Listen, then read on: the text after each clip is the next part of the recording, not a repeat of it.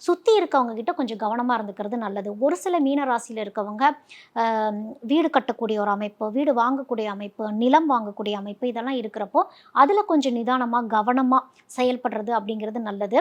அதோட சுற்றி இருக்கக்கூடிய உறவினர்கள்கிட்டயும் உறவினர்கள்கிட்டயும் கொஞ்சம் கவனமாக இருந்துக்கிறதுங்கிறது மீன ராசிக்காரங்களுக்கு நல்லது. ஏன் அப்படின்னா, சில டைம் முழுசா போய் நம்பிர்றது.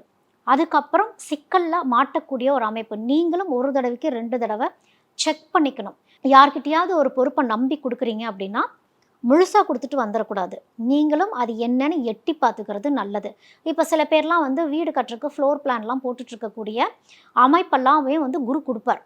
அப்படி ஃப்ளோர் பிளான்லாம் போடுறாங்க அப்படின்னா, அவங்க தானே பார்த்துக்குவாங்க. இன்டீரியர் டிசைன் தானே அவங்க தானே பார்த்துப்பாங்கன்னு யார்கிட்டயோ விடுறதெல்லாம் விட்டுட்டு, தீர விசாரிக்கணும். வாஸ்து சரியா இருக்குதா?